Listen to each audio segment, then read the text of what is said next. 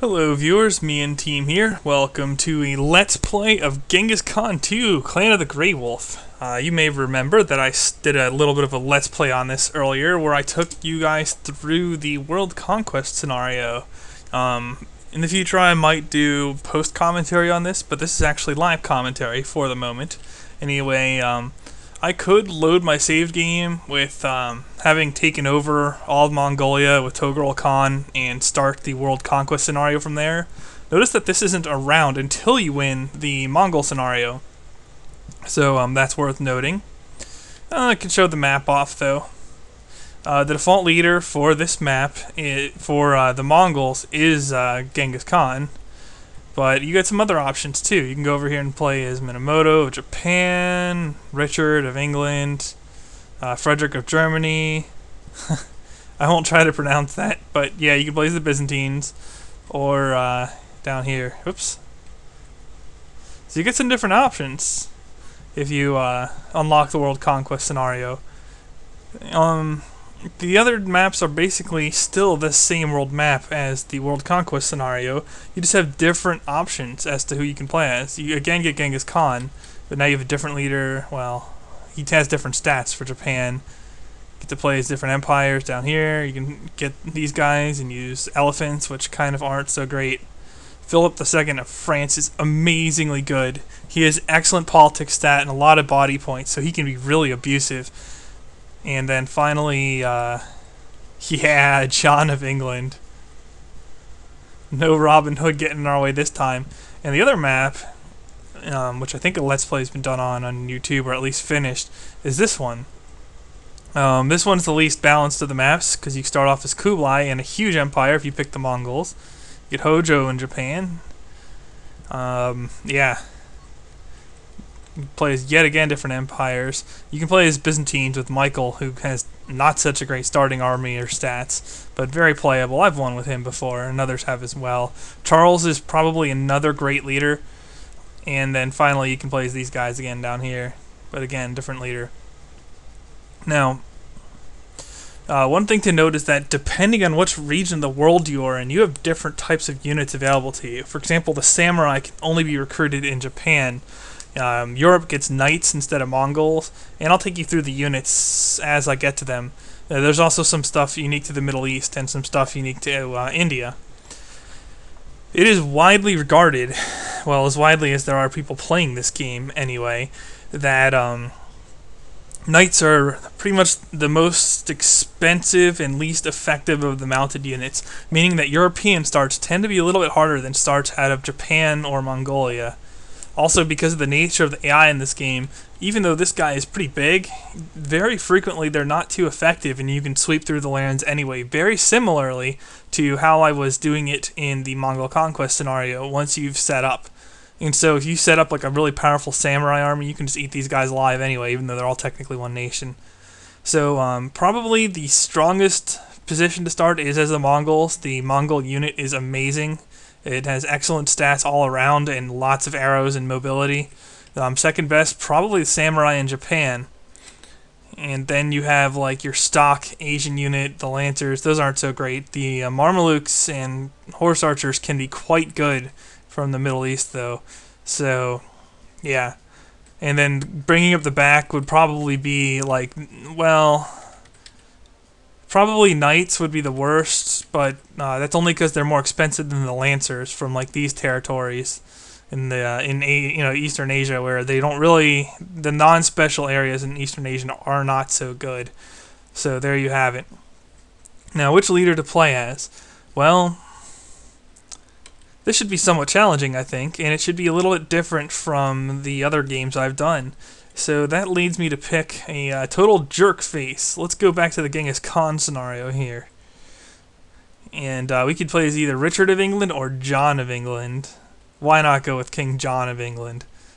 I haven't used him in a while. I think this is the one where you start right next to one of the best leaders in the game, too. Yes. Okay, so here we go. We're going to play from a relatively, well, I don't want to say difficult, because you're positioned well strategically, but you do have to deal with having to use European units to try to sweep the world, at least initially. Anyway, I turned wars and battles off to viewing. You'll see them when I'm fighting them, but right now, really no point. Like, forcing you guys to watch all of the battles, because it looks the same as when I do it, only the AI is dumber. Anyway, let's have a look at our leader stats for John. Yeah, not so good in politics. He's middle-aged already. Not too bad, though. You still have a lot of time with him. Not very good in war. Very average in leadership. Terrible charisma. You'll notice that, well, here. You see the image of the guy bowing down to the king there, the bottom right of the screen? Yeah, that's the people's loyalty to me. They have a 38 loyalty. I'm quite likely to be getting rebellions early on here. So, probably the first order of business is to change my domestic policies such that I get more food and gold and construction. And also give people some shiz so that I can have them like me more, and they will. When people have higher loyalty, your economy improves more rapidly. I should also check out my children, because I forget what kind of children he has. Oops. Well, that's no good. And I'll use emulation to speed things up on occasion. Hang on here. Yeah, let's look at children. I have no children and I'm 39, so you also have to be careful that your leader doesn't die off without a successor, because you'll lose instantly in that event. Okay. First we set labor. Unlike in the Mongolian area, where farming sucks, herding isn't so bad, and herding is better. Farming isn't so bad in Europe. In fact, it's pretty effective. So we're going to want to get rid of our herding, put some into farming. I'm not really interested in luxury goods at all, or trade goods right now. So I'm going to want the rest to go into construction. Like so. And if I starve, I might have to tweak this a little bit. But I have food for now, so whatever. And then do I have enough? No. See, this is when you're bad in politics, things cost more points. Actually, I made a tutorial video on this game a while back, so if these figures are confusing you, I recommend you check out my tutorial series on how each of these things work.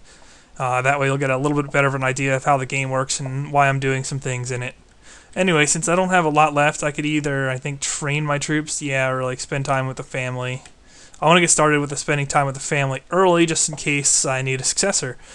So, do that. And apparently John's wife is Isabella.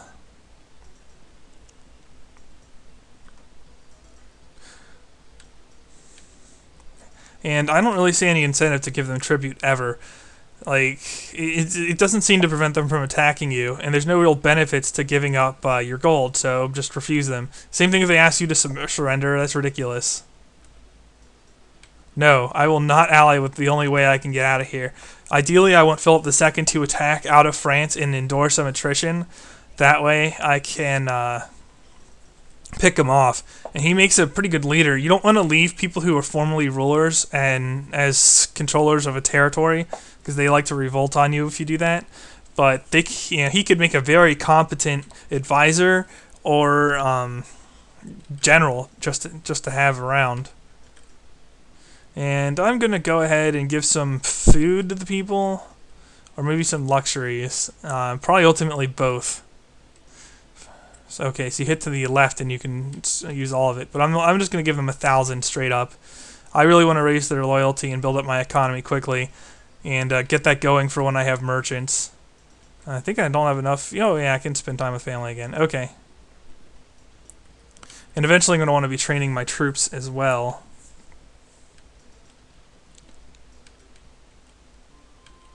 Wow. Usually when you simulate combat to the point where you're not even watching the war, it favors the defender, but apparently not that time. Or it favors the offensive, sorry. It favors the attacker. Not that time, though. Alright, yeah, get through this.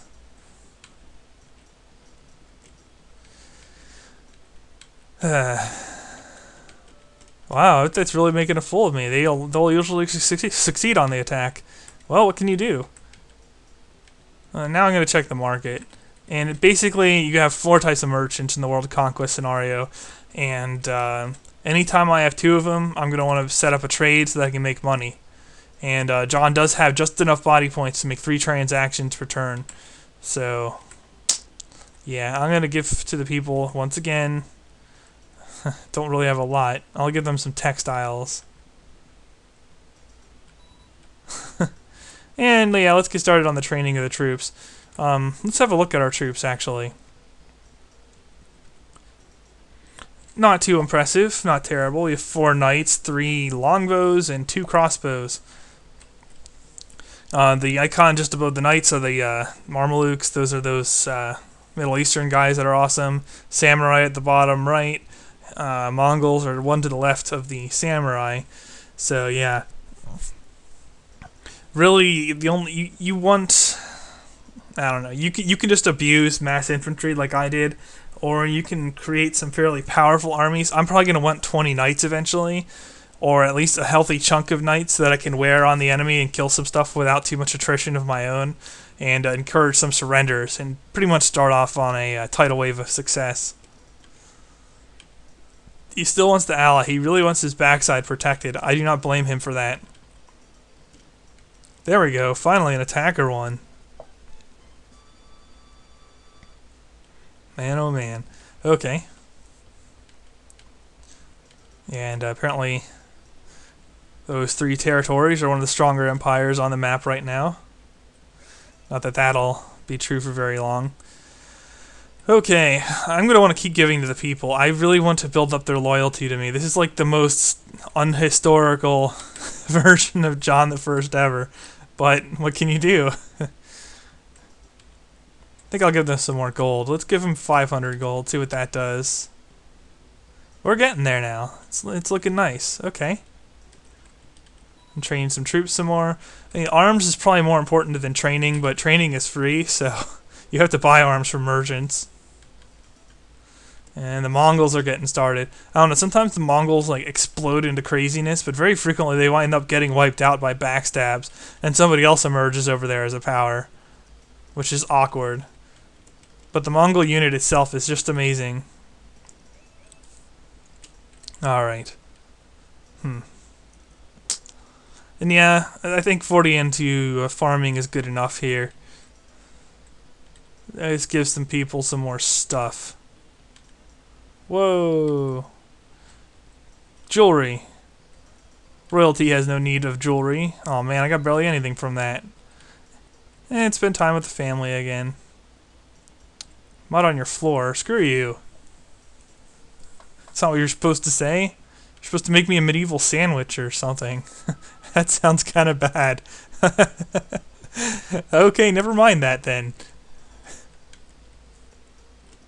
Okay, seriously. Yeah, I'll speed up the in-between turns because this is crazy sometimes. Continually giving to the people. I'm just altruistic. That's all I can say.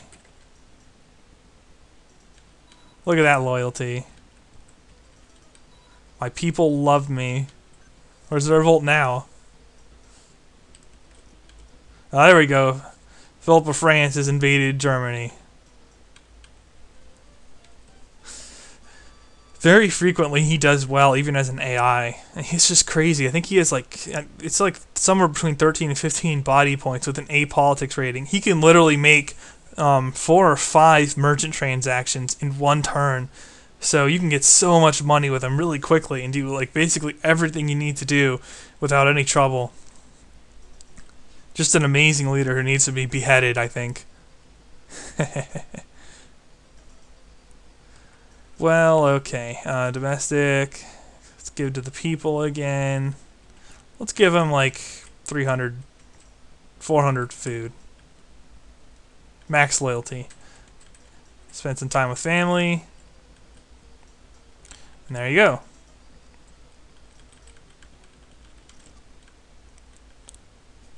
And that brings me about to the time limit. So in the next part, I will hopefully get started on the farming money for through merchants and start building an army. I'll see you guys then. Me and team signing off. Thumbs up if you like the video, thumbs down if you don't.